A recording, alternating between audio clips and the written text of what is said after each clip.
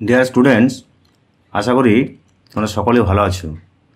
আমার এই চ্যানেলের পক্ষ থেকে তোমাদের সকলকে স্বাগত জানাই। এখন আমি আলোচনা করব তোমাদের ভৌতবিজ্ঞান বা প্রকৃতিবিজ্ঞানের সাজেশন নিয়ে। তোমাদের ভৌতবিজ্ঞান বা প্রকৃতিবিজ্ঞান বইয়ের প্রথম অধ্যায়টি হলো পরিবেশের জন্য ভাবনা। এই অধ্যায়ের গুরুত্বপূর্ণ 1 নম্বরের প্রশ্নগুলি আজ আমি তোমাদের সঙ্গে শেয়ার করব, যেগুলি তোমাদের সামনের টেস্ট পরীক্ষা ও 2026 ফেব্রুয়ারির মাধ্যমিক পরীক্ষার জন্য খুবই গুরুত্বপূর্ণ। তাই ভিডিওটি স্কিপ না করে তোমরা পুরোটাই দেখবে। উত্তরগুলি তোমরা খাতায় লিখে নিতে পারো, অথবা দেখবে যে ডেসক্রিপশন বক্সে লিঙ্ক দেওয়া আছে, সেখান থেকে পিডিএফটি ডাউনলোড করে নেবে। প্রথমে রয়েছে এমসিকিউ। বায়ুমণ্ডলের যে স্তরটি জলচক্র ও উষ্ণতা নিয়ন্ত্রণ করে সেটি হলো ট্রপোস্ফিয়ার। 2 নম্বর এমসিকিউটি রয়েছে গ্রিন হাউস এফেক্টের জন্য দায়ী। উত্তর হবে ক্ষয়টি ইনফ্রারেড রশ্মি। 3 নম্বর রয়েছে তাপন মূল্যের এককটি হলো কিলোজুল পার গ্রাম। 4 নম্বর রয়েছে কোন স্তরটিকে শান্তমণ্ডল বলা হয়? শান্তমণ্ডলটি হলো স্ট্র্যাটোস্ফিয়ার। 5 নম্বর রয়েছে পৃথিবীর উষ্ণতা বৃদ্ধিতে কোন গ্রিনহাউস গ্যাসটির অবদান সবচেয়ে বেশি? সঠিক উত্তর হলো CO2। 6 নম্বর রয়েছে যে গ্যাসটি ওজোন স্তরের ক্ষতি করে না?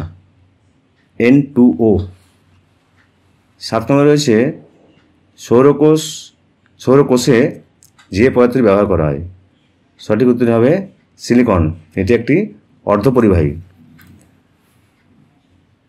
8 নম্বর তোমাদের রয়েছে ট্রপোস্ফিয়ারে প্রতি 1000 মিটার বা 1 কিলোমিটার উচ্চতা বৃদ্ধিতে উষ্ণতা কত হ্রাস পায়?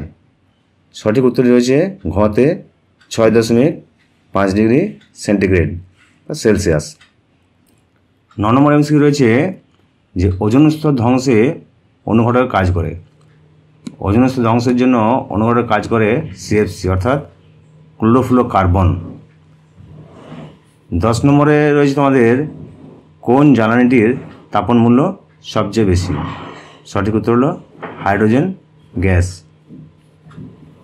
এরপরে রয়েছে তোমাদের ভ্যান অ্যালেন বিকিরণ বলয় বায়ুমণ্ডলের কোন স্তরে দেখতে পাওয়া যায়?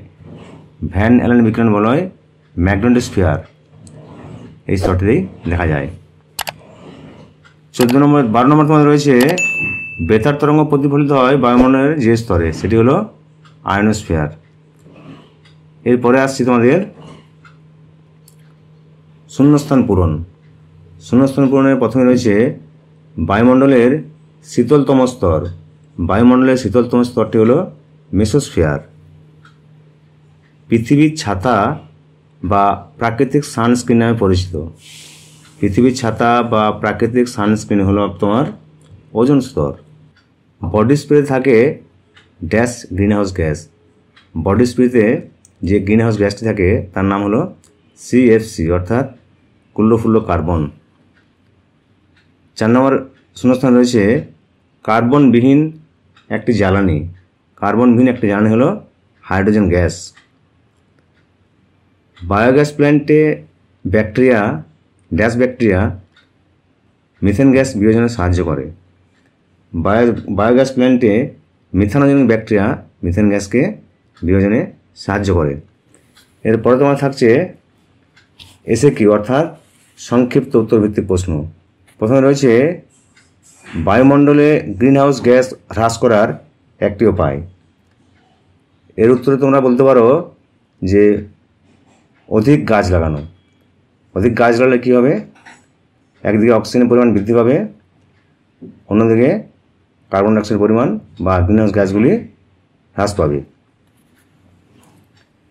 2 নম্বর রয়েছে কোল বেড থেকে কোন জ্বালানি গ্যাস আহরণ করা হয়? কোল বেড থেকে মিথেন আহরণ করা হয়। 3 নম্বর রয়েছে একটি তরল জীবাশ্ম জ্বালানির নাম হলো। একটি তরল জীবাশ্ম জ্বালানি হলো পেট্রোলিয়াম। কোন গ্যাসটি মিষ্টি গ্যাস নামে পরিচিত?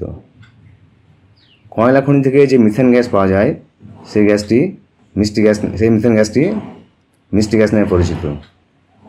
5 নম্বর রয়েছে ভারতের কোন গাছের বীজ থেকে বায়োডিজেল প্রস্তুত করা হয়? ভারতের জ্যাট্রোফা নামক গাছের বীজ থেকে বায়োডিজেল প্রস্তুত করা হয়। ভিডিওটি যদি ভালো লাগে তোমরা লাইক করবে, আর তোমরা যে কোনো রকম প্রশ্নের জন্য কমেন্ট বক্সে লিখে জানাবে। আর অন্যান্য গুরুত্বপূর্ণ সাজেশন ভিডিওগুলো পাওয়ার জন্য তোমার চ্যানেলটিকে অবশ্যই সাবস্ক্রাইব করে রাখবে।